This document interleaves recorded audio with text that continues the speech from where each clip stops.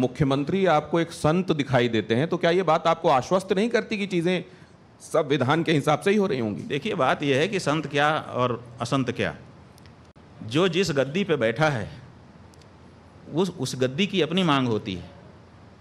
जो जहाँ पर बैठा है वो मुख्यमंत्री हैं इस समय। आप लोग उनको संत भी कहते हैं, हमको अच्छा नहीं लगता है। वो महंत और राजनेता दोनों एक साथ कोई नहीं हो सकता, न्याय नहीं कर पाएगा, इसलिए क्योंकि संत की जो गद्दी है उसकी अलग बात है और जो राजनेता की गद्दी है, मुख्यमंत्री की गद्दी है, उसकी एक अलग बात है, उसकी अपनी मांग है। देखिए, हम हिंदू हैं, हम हिंदू धर्म के अनुसार रहेंगे, हमको छूट है, लेकिन हम जब राजा बन जाएंगे तब हम सबके बाप हो जाएंगे, सबके पिता, पालक, सबके प्रति हमारे समान भाव होंगे, तब हिंदू मुस्लिम हमको नहीं दिखेगा। तो दोनों की अपनी प्रकृति है। तो आप विरुद्ध प्रकृति की दो गद्दियों पर एक साथ कैसे बैठ सकते हो? आप या तो मुख्यमंत्री रहोगे या तो महंत रहोगे। तो आप तो मुख्यमंत्री की शपथ ले चुके हैं, मुख्यमंत्री हैं, तो मुख्यमंत्री को मुख्यमंत्री कहिए। जब वो मुख्यमंत्री पद से हट करके गद्दी पे जाएंगे तब हमको उनको गद्दी वाला मानेंगे, तब उनके साथ संत का व्यवहार करेंगे। तो स्वामी जी, क्या शास्त्रों में और संविधान में विरोधाभास है, मतैक्य नहीं है, और इसलिए तो ये विरोधाभास तो फिर हमेशा रहेगा? क्या विरोधाभास है?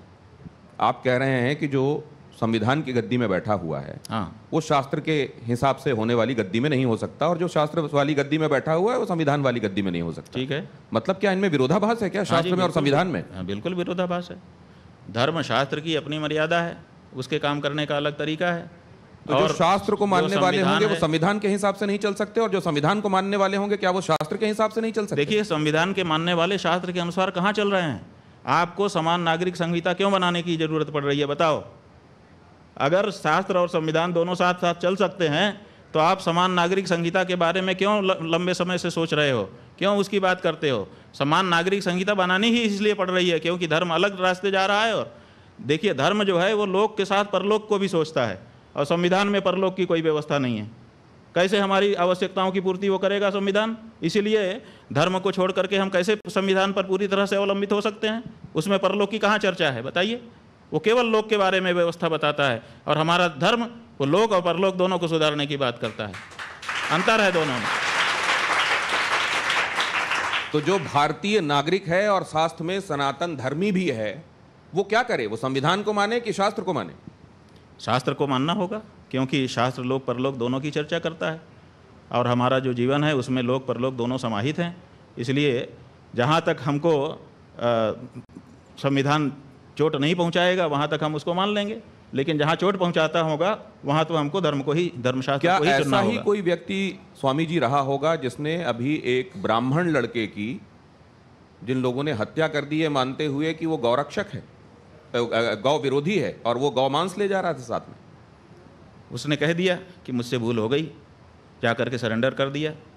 आपका जो संविधान कानून बना है उसको भोगने के लिए तैयार है। आप क्या चाहते हैं इससे ज़्यादा? आपकी पुलिस को मशक्कत भी नहीं करनी पड़ी, बहुत सारी टीमें भी नहीं बनानी पड़ी। वो तो स्वयं सामने आ गया, आकर के उसने समर्पण कर दिया कि मुझसे भूल हो गई, गलती हो गई, और मैं तैयार हूँ, जो आपका कानून है उसके अनुसार मुकदमा चलाइए, सजा दीजिए। तो गौ रक्षा के लिए जो लोग कानून हाथ में लेते हैं वो आपके हिसाब से ठीक करते हैं? भाई, गौ रक्षा के लिए कानून हाथ में लेने के लिए हमको आदेश है। हमारे शास्त्र कहते हैं कि गौ हत्यारे को गोली मार दो, है आदेश। हमने अपने मन पे पत्थर रखा है और भारत की सरकार से अपेक्षा की है कि ये हमारे हृदय पर जो चोट है उसको दूर करेंगे। कानून दूर नहीं कर रहा है तो आखिर हिंदू कब तक ये सहता रहेगा? 75 से ज़्यादा साल हो गए, हम छाती पे पत्थर रख करके बैठे हैं कि हमारी माँ को मारा जा रहा है, कानून कुछ न कुछ हमारी मदद करेगा। लेकिन स्वामी जी, सड़कों पे गाय घूमती हैं। भाई, सड़कों पे गाय क्यों घूम रही है? सुन लीजिए जरा। क्योंकि आपने उसको पशु घोषित कर रखा है। और नहीं, और कूड़ा उसको पशु सूची से हटाइए, नहीं घूमेगी, हम गारंटी ले रहे हैं। हाँ, आपके कैमरे के माध्यम से रिकॉर्डिंग कर लीजिए। वो ठीक है, आप उसको पहले पशु सूची से हटा दीजिए, हम गारंटी ले रहे हैं, हम गारंटी ले रहे हैं, रिकॉर्डिंग करके रख लीजिए। लेकिन आप उसको पशु सूची से हटाइए। प्रेम कुमार जी को एक बार ले आऊं, उसके बाद अपनी जी आप एक्स्ट्रा कॉन्स्टिट्यूशनल नहीं हो जाएगा अगर हर नागरिक, हर धर्म, आप तो हिंदू धर्म के हर नागरिक नहीं, बहुमत। देखिए, आप हर नागरिक, हमारी बात मत करिए जी। जो बहुमत का फैसला होता है आप वाले सिस्टम में वही माना जाता है। जिसके पास एक ज्यादा वोट आ जाएगा वो लाखों वोटों को व्यर्थ बना करके स्वयं जीत जाएगा। लेकिन कॉन्स्टिट्यूशन, कॉन्स्टिट्यूशन क्या है? बहुमत ही तो कॉन्स्टिट्यूशन है। पुलिस, बहुमत अगर होगा कॉन्स्टिट्यूशन बदल लोगे आप। लेकिन गौरक्षक दल कॉन्स्टिट्यूशन बदलने के लिए 400 पार की बात कही जा रही थी ना। आपके पास बहुमत हो, कॉन्स्टिट्यूशन भी बदल लीजिए। आपने 100 बार से ज्यादा बदल लिया है कॉन्स्टिट्यूशन को बहुमत के कारण, तो आप बहुमत की आवाज को कैसे दबा सकते हैं? ये बहुमत की आवाज है कि गाय की हत्या नहीं होनी चाहिए, बहुमत की आवाज है, आप इसकी उपेक्षा नहीं कर सकते। लेकिन इस देश में कोर्ट भी है, वकील भी है, कोर्ट है, पुलिस तो भी हम है। कहाँ कह रहे हैं? तो गौरक्षक दल अगर इनको साइड करके खुद न्याय करने लगेंगे, हाँ, खुद न्याय करेगा, आप अपने कानून के है। अनुसार उनके ऊपर मुकदमा चलाइए। हम उसको मान रहे हैं कि हम जिस देश में हैं उसका कानून मानेंगे। हम भारत में हैं, भारत का जो कानून है कि अगर हमने हत्या की है तो उसके लिए हमको दंड जो तय मिले, वही तो हम कह रहे हैं कि उस व्यक्ति से गोली चल गई, उसने कहा कि मैं मुझसे गलती हो गई है, इससे ज्यादा क्या करेगा वो? स्वामी जी, लेकिन वो कानून को पालन ही तो कर रहा है, और क्या कर रहा है? स्वामी जी, अगर आप कह रहे हैं कि शास्त्र के हिसाब से चलना चाहिए, तो दूसरे धर्मों के भी तो शास्त्र हैं, वो अपने हिसाब से चलेंगे। हाँ, तो चले ना, कहाँ मना कर रहे हैं हम? कहाँ मना कर रहे हैं? बिल्कुल हम यही चाहते हैं कि वो भी अपने शास्त्र के अनुसार चलें। क्यों नहीं अपने शास्त्र के अनुसार चलते हैं? उनके शास्त्र में लिखा रहा है कि सबसे उत्तम निवास वो है जहाँ पर पूरी तरह से इस्लाम हो। तो पूरी तरह से जहाँ इस्लाम है वहाँ क्यों नहीं चले जाते हैं? बताओ, हमारे बीच में क्यों रह रहे हैं वो? यही तो सवाल है। वो पूरी तरह से अपने धर्म का पालन करें, इसी के लिए 57 देश बना लिए उन्होंने। नहीं, लेकिन देश तो और अपने चले जाएं वहां पे पालन करें, और वक्फ बोर्ड के नाम पे जहां पे नहीं है वहां चले जाएं और जमीनों को एनक्रोच कर लें। क्या चीज? वक्फ बोर्ड के नाम पे जमीनें भाई, हमारा वही कहना है कि उनको ऐसे जहां पर उनके धर्म के अनुसार का वातावरण नहीं, उनको क्यों रहना चाहिए? विशेष करके तब जब धर्म के नाम पे उन्होंने हमारे देश का एक टुकड़ा बांट लिया। तो फिर वो दारुल हरम वाला जो कॉन्सेप्ट है वो फिर उसका क्या? वही हम कह रहे हैं कि उनको अपने धर्म के अनुसार रहने की छूट है, लेकिन वो अपने वातावरण में जाके करें, वो हमारे वातावरण में हमको रहने दे। प्रेम कुमार जी को लाता हूं मैं इसमें। प्रेम कुमार जी, शंकराचार्य जी ने कई हेडलाइंस दिए हैं आज की बातचीत में। गो हत्या क्या है? गो हत्या पर आप कह रहे हैं बलि देना, किसी को मांस के हिसाब से, खाने के हिसाब से पशु की हत्या करना, गाय की हत्या करना, गाय के संदर्भ में गो हत्या, सिर्फ यही गो हत्या है? क्या भूखे गौशालाओं में मरती हुई गायें ये गो हत्या नहीं है? इसके लिए कभी आपने कभी कोई आवाज़ नहीं? क्यों गाय गौशालाएं में गायों की हत्या, मौत, वो हत्या मैं मानता हूँ, लेकिन वो गो हत्या नहीं है क्या? उस पर भी तो कोई दृष्टि होनी चाहिए। मैं एक और सवाल रखता हूँ, मेरी आवाज़ में थोड़ी तलखी आ रही है, मैं क्षमा मांगता हूँ, लेकिन और भी बात आ रही है। नहीं, जिस जैसे आपके मन में भाव है वैसे ही व्यक्त करिए, हम इसका स्वागत करते हैं। ठीक है मैं धन्यवाद। एक साथ साथ और भी बातें हैं भाई। कश्मीर में पंडित विस्थापित हुए ना, कितने लोगों को बसाया गया, कितने पंडितों को बसाया गया, और इसके लिए किया क्या? एक हिंदू धर्म के शंकराचार्य के नाते हिंदू पंडितों को वहाँ बसाने में क्या किया गया? आपका क्या योगदान रहा? सरकार को जवाबदेह बनाने के लिए आपने क्या किया? ये तो सवाल हम आपके सामने रखते हैं। सबसे ज़्यादा गायें कौन पाल रहा है? हमारी गौशालाएं पाल रही हैं, हमको इस बात का गर्व है। और आप ये मत कहिए कि व्यक्तिगत मेरे नाम से कितनी संपत्ति है, वही संपत्ति मेरी है। हिंदू धर्म का जहाँ जहाँ जो कुछ भी अवस्थापन है वो सब हमारा है, शंकराचार्य होने के नाते। जितनी गौशालाएं हैं वो सब हमारी हैं, और हम वहाँ पर गौओं की रक्षा कर रहे हैं। जो गौएं मरी हैं, जिसकी रिपोर्टिंग आपके पत्रकारों ने की है, 99% वो गौशालाएं हैं जिनमें सरकारी अनुदान आ रहा है। उन गौशालाओं में गाय की हालत खराब हुई जब आपने कहा कि हम इस गौशाला में अनुदान करेंगे। अनुदान का जो पैसा है वो भ्रष्टाचार की भेंट चढ़ गया और गाय मर गई। आप निकाल लीजिए, सारी रिपोर्टिंग निकाल लीजिए। कौन दोषी है आपके हिसाब से, और कौन ज्यादा दोषी? हम ये कह रहे हैं कि आप हमसे ये पूछ रहे हैं कि नाग अच्छा कि सांप अच्छा, बताइए। आप ऐसा फंसा रहे हैं कि किसी का भी नाम ले दें और हमको काट ले। ये दोनों तरफ हम कह रहे हैं ना, 78 साल से ये पीड़ा हमारी किसी ने वो कह रहे हैं कि नाग अच्छा या सांप अच्छा पूछने के पीछे एक कारण है। अब निजेश जी, क्या कारण है? हाँ, क्या कारण? अभी आप सर्वाधिक प्रतिष्ठित पद पर हैं आप, लेकिन संन्यास धर्म करने से पहले, स्वीकार करने से पहले आपका एक पार्टी से संबंध रहा, तो शायद नहीं, हमारा किसी पार्टी से कोई संबंध नहीं रहा। शायद आपने छात्र संघ का चुनाव, हाँ वो ठीक है, वो छात्र संघ का चुनाव लड़ा आपने संपूर्ण संस्कृत विश्वविद्यालय में, एक पार्टी से मतलब एक पार्टी की छात्र इकाई के उससे टिकट से लड़ा था। सही है, तो ये एक कारण है। एक स्पष्ट बोलिए आप क्या कहना चाह रहे हैं कि मतलब उस समय आज मैं स्वामी जी हमारे लिए बहुत ही सम्मानित हैं, लेकिन एक समय जब छात्र जीवन में थे तो उस समय एनएसयूआई की टिकट पर आप वहां पर छात्र संघ के, देखिए ये कितना बड़ा झूठ, इतना बड़ा विद्वान पत्रकार बोल रहा है। नहीं कितना बड़ा झूठ बोल रहा है ये पत्रकार। अच्छा ये आरएसएस नहीं, आप हमको प्रमाण दो कि हम एनएसयूआई से कैंडिडेट थे। ये संघ के हैं, छात्र संघ संघ के हैं, लेकिन झूठ बोल रहे हैं। नहीं, छात्र संघ के झूठ बोल रहे हैं। तो ये भी अच्छी बात है कि अगर ये बात कहीं विमर्श में थी हम या है और आपने सामने रखा कब कैंडिडेट, तो ये भी अच्छी बात। नहीं, छात्र संघ के नहीं, हम झूठ नहीं स्वीकार कर सकते। छात्र संघ का अध्यक्ष का चुनाव लड़े थे। एक सेकंड, आपने कहा कि एनएसयूआई के कैंडिडेट हम कब रहे ये प्रमाणित करें। छात्र संघ के अध्यक्ष का नहीं तो माफी मांगे झूठ फैलाने के लिए। छात्र संघ आईटी सेल का काम कर रहे हैं, गलत बात है ये। पार्टी झूठ नहीं बोलना चाहिए। एनएसयूआई से कोई भी जो बड़ा आदमी है वो झूठ बोलेगा वो छोटा हो जाएगा। छात्र संघ, ऐसा मत करिए, आपका हम सम्मान कर रहे हैं। आपने छात्र संघ का चुनाव लड़ा था, मैं ये कह रहा हूँ। भाई छात्र संघ का हमने चुनाव लड़ा था, विद्यार्थी परिषद से लड़ा था। अब बताइए, और विद्यार्थी परिषद का कैंडिडेट था मैं, विद्यार्थी परिषद से मैंने चुनाव लड़ा है। अब बताइए, वो भी एक पार्टी थी ना। ठीक है पार्टी थी, हम कहाँ वो भी एक पार्टी थी ना सर। हम तो झूठ बोलने पर आपको कह रहे हैं। नहीं, वो भी एक राजनीतिक दल ठीक है, तो ये तो और भी, क्योंकि विमर्श ये चलाया जा रहा है, आप लोग ये बताते हैं कि ये छात्र इकाई है, राजनीति से इसका कोई लेना देना नहीं। ज्ञानशील एकता परिषद की विशेषता, ज्ञानशील और एकता के लिए हम परिषद में गए थे, राजनीति करने के लिए नहीं गए थे। और आप अगर विद्यार्थी परिषद के ऊपर ये कहते हैं कि वो भी राजनीतिक इकाई है, तो आप इसका मतलब कि अभी रहस्य ही नहीं जानते हैं। इसका मतलब कि आप अंदर की बात कर रहे हैं। विद्यार्थी परिषद स्वतंत्र इकाई है और वो छात्रों के बीच में नेतृत्व की भावना के विकास के लिए कार्य करती है। वो किसी दल का पिछलग्गू नहीं है। विद्यार्थी परिषद का कोई अध्यक्ष हो, आप उससे हमारी बात कराइए। हम विद्यार्थी परिषद में रह चुके हैं।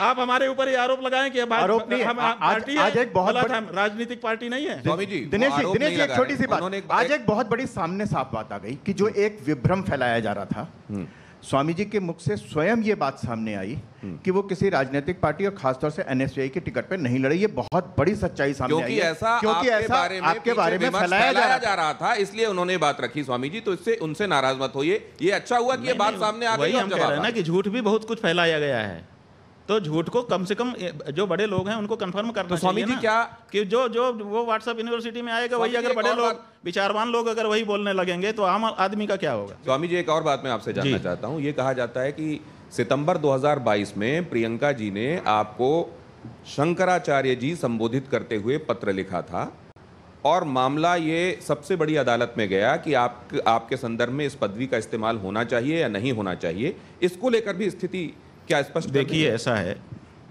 कि हमारे संदर्भ में किसी भी न्यायालय में हम शंकराचार्य हैं कि नहीं है इसका कोई मुकदमा नहीं है। आपको हम बता देना चाहते हैं, चाहे वो निचली अदालत हो, चाहे बीच की अदालत हो, चाहे ऊंची अदालत हो, किसी भी न्यायालय में ये विचार नहीं है कि हम शंकराचार्य हैं कि नहीं हैं। पहली बात। दूसरी बात, हमारे गुरुजी ने एक मुकदमा एक व्यक्ति के खिलाफ किया था जो अपने आप को शंकराचार्य कह रहा था, तो उन्होंने कहा कि इसको रोक दिया जाए कि अपने आप को शंकराचार्य ना कहे। निषेधाज्ञा का वाद कहते हैं इसको। तो वो निषेधाज्ञा का वाद चला, कई वर्ष लगे उसमें, सन 1989 से लेकर के वो चलता रहा और वो अलग अलग स्तर पर निर्णित होते हुए, और जिनके खिलाफ वो मुकदमा हमारे गुरुजी महाराज ने किया था उनको बार बार रोके जाते हुए कि इनको रोक दिया जाए, रोक दिया जाए, रोक दिया जाए। अब वो सुप्रीम कोर्ट में आया हुआ है। उसको गुरुजी हमारे लड़ रहे थे क्योंकि हमारे गुरुजी शंकराचार्य हैं कि नहीं इस पर विवाद नहीं था। हमारे गुरुजी ने कहा कि मैं शंकराचार्य हूँ, इनको रोक दिया जाए, उस पर वो मुकदमा चला था और वो अभी सुप्रीम कोर्ट में चल रहा था। उसको लिंगर ऑन प्रैक्टिस की जा रही है क्योंकि जो प्रतिपक्षी थे हमारे गुरुजी के सामने वो सिद्ध हो गया कि वो सन्यासी नहीं है। जहाँ तक प्रियंका गांधी के पत्र की है, तो जब हमको शंकराचार्य पद पर अधिष्ठित किया गया तो देश के बहुत बड़े बड़े लोगों ने और हमारे जो सामान्य भक्त लोग हैं उन सब ने अपने अपने ढंग से, बहुत सारे लोग, लाखों लोग वहाँ इकट्ठा हुए। उसके बाद हजारों लोगों ने पार्टिसिपेट किया, सैकड़ों लोगों ने पत्र लिखे, व्हाट्सएप आदि से सूचनाएं दी, बधाई दी, ये दिया, वो दिया, प्रणाम कहा। उसी में कुछ बड़े लोगों ने पत्र भी लिखे। उसमें आनंदीबेन पटेल ने भी पत्र लिखा जो राज्यपाल हैं उत्तर प्रदेश की, और यही संबोधन के साथ लिखा। हाँ जी, उन्होंने कहा कि ज्योतिषपीठ के शंकराचार्य के रूप में प्रतिष्ठित होने पर आपको हम अभिनंदन कर रहे हैं। अनसुईया उइके जो छत्तीसगढ़ की राज्यपाल थी, उन्होंने भी पत्र लिखा। मध्य प्रदेश के शिवराज सिंह और उनके मंत्रिमंडल के कई मंत्री वहाँ उपस्थित ही रहे। जो केंद्रीय मंत्री थे प्रहलाद पटेल जी, वो वहाँ उपस्थित ही रहे, उन्होंने अपना व्याख्यान दिया, उसकी रिकॉर्डिंग पड़ी हुई है। तो ऐसी परिस्थिति में सारे ही लोग कर रहे थे। उसी में प्रियंका गांधी का भी पत्र गया। ये तो प्रियंका गांधी के पत्र जाने मात्र से हम अगर शंकराचार्य हो गए होते या प्रियंका गांधी शंकराचार्य बना सकती है, ऐसी उसकी मतलब परिस्थिति है, तो बात अलग है। अगर वो बना सकती है एक पार्टी की नेता होने के नाते, तो ये राज्यपाल लोग नहीं बना सकते, मुख्यमंत्री और केंद्रीय मंत्री नहीं बना सकते। ये प्रश्न ये लोग क्यों गए हमारे पास, और इन्होंने नहीं बनाया क्या? तो ये जो है केवल एक प्रियंका गांधी का पत्र निकाल करके उतने मंच में से और उसको कोई दिखाए और उसको आप लोग फिर लगातार पब्लिश करें, इसीलिए तो 10 करोड़ का मानहानि का दावा हमने हाई कोर्ट में किया है। अब उसमें सबको जवाब देना पड़ेगा। तो ये जो लोग हैं जो आप जानबूझ करके, जब कई पत्र हैं तो एक ही पत्र को क्यों दिखाया जा रहा है और उसी पत्र को क्यों हाईलाइट किया जा रहा है? क्या ये आपके गुरु भाई हैं जिन्होंने ये बात कही? जरा इसको देखेंगे और बताएंगे क्या कि क्या ये सच में आपके गुरु भाई हैं और ये जो बातें कह रहे हैं उसमें तथ्य है या नहीं? दिखाएंगे क्या प्लीज आप? अरे अमुक्तेश्वरांध्रों के लोगों को मार रही है, किडनैप कर रही है, राम भगवान की प्रतिष्ठा के ऊपर आपत्ति उठा देते हैं, सन्यासी बनकर शादियों में चले जाता है, झूठ बोल देते हैं। केदारनाथ जी का 228 गोल्ड क्या गायब हो गया।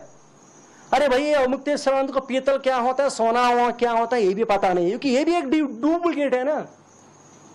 उसमें आएंगे, उसमें चिट्ठा खोलेंगे। अभी असली चिट्ठा खोला तो बहुत समस्या हो जाएगा। देखिए, हाँ ठीक है, ये देखिए हमारे गुरुजी ने लाखों लोगों को दीक्षा दी अपने जीवन काल में, क्योंकि उनका जीवन काल बहुत लंबा रहा। 1940 से वो महात्मा हो गए थे और उनके शिष्य बनने लगे थे। आप समझिए कितना लंबा।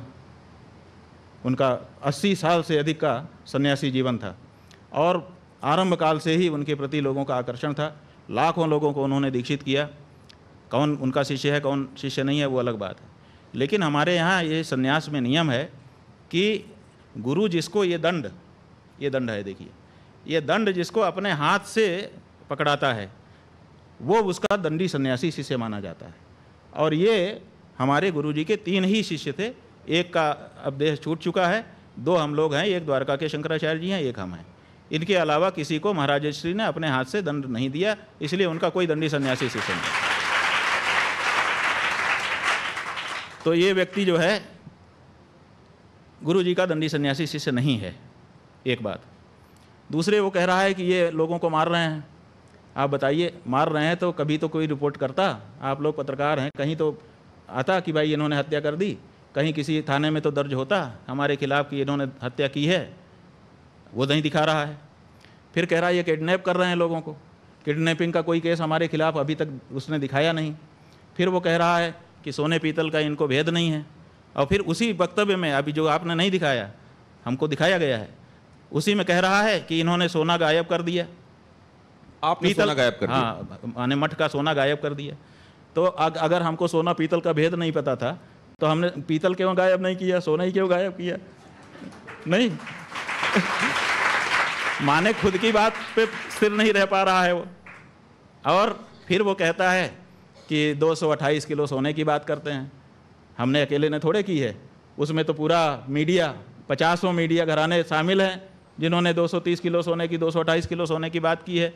अकेले हम हो तो हम उसके बारे में बात तो क्या इस 228 किलो सोने को लेके आप लोगों की तरफ से कोई FIR दर्ज कराई गई है? देखिए, बात यह है कि 228 किलो सोने के बारे में हमने अकेले नहीं कहा है। सब मीडिया ने 1 महीने तक इस स्टोरी चलाई है। और जो कमेटी है, कमेटी ने उसको विज्ञप्तियाँ जारी की हैं, कमेटी ने वक्तव्य जारी किए हैं और वीडियो आया है, फोटो आए हैं। वहाँ पर 6 महीने के लिए विशेष सुरक्षा की गई है सोने की। ये सब ऑन रिकॉर्ड है। क्या FIR करें आप बताओ? हमारा ही मंदिर है भाई, शंकराचार्य के रूप में हमारा मंदिर है बद्रीनाथ केदारनाथ। शंकराचार्य जी ने उसका उद्धार किया है और हमारी ही कमेटी है, हम किसके खिलाफ FIR करें? आप बताइए। हमने जो हमको कहना था कहा और साफ साफ कहा। और हमने क्या कहा? हमने किसी चोर नहीं कहा। हमने कहा भाई ये बातें बहुत ज़्यादा उठ रही हैं, इस पर जांच करा लेना चाहिए। तो जांच नहीं करा रहे हैं। और वो जो मंत्री जी हैं उन्होंने आकर के कहा हम तो मुकदमा तैयार कर दिए थे, क्योंकि हमको जो कमेटी के अध्यक्ष हैं बद्रीनाथ केदारनाथ मंदिर समिति के, उन्होंने एक वक्तव्य के माध्यम से हमको कहा कि हम उनसे अनुरोध भी कर रहे हैं और चुनौती भी कर रहे हैं। तो आप बताइए, 2 शब्द कहा उन्होंने कि एक हम अनुरोध कर रहे हैं और चुनौती भी दे रहे हैं कि वो अगर उनके पास कोई प्रमाण है तो न्यायालय में जाएं। तो हमने सोचा कि भाई अब इसमें से कौन सा शब्द पकड़ें, तो हमने अनुरोध वाला पकड़ा कि उन्होंने अनुरोध किया है, चुनौती तो उनकी क्या हम स्वीकार करें, कोई विद्वान होता तो स्वीकार कर दे। तो हमने अनुरोध वाला पकड़ा और हमने मुकदमा तैयार कर दिया। हमारे वकील मुकदमा करने ही जा रहे थे, तब तक वहाँ केदारनाथ में आपदा आ गई, बहुत सारे लोग परेशान होने लगे। तो हम लोग उसमें मन लगाए और फिर हमारे वकीलों ने भी कहा कि ऐसी परिस्थिति में अपने लोग जाएंगे अच्छा नहीं लगेगा। फिर अभी जब वो बात शांत हुई, फिर से यात्रा शुरू हो गई, तो फिर हमने वकील को कहा कि भाई अब डाल दिया जाए। तो उन्होंने कहा कि जो मंत्री जी हैं वो कह रहे हैं कि हमने जांच करा ली है, सरकार के पास हमारी जांच पड़ी हुई है, हम उसको सार्वजनिक करेंगे। तो अब हम प्रतीक्षा कर रहे हैं कि वो अपने जांच की रिपोर्ट सार्वजनिक करें, उसका अध्ययन करके तब हम करेंगे, जो कुछ करना होगा हम करेंगे। कि इस मानहानि वाले संदर्भ में कोर्ट का रिमार्क जो ये आया कि साधु संत तो मान अपमान से सम्मान निरादर आदर ही सब संत सुखी विचरंत मही वाला जो भाव था, उसको आपने कैसे देखा? वो कहते हैं कि साधु संतों का क्या मान क्या अपमान। तो सवाल ये है कि जो लोग कानून बना रहे थे मानहानि के, क्या वो लोग आपसे कम जानकार थे कानून के? उसी समय क्यों उसी में एक क्लाज नहीं जोड़ दिया गया कि साधु संतों के लिए ये कानून लागू नहीं होगा, क्योंकि वो तो मान अपमान से परे हैं। एक सन्यासी अपने मान अपमान से ऊपर है।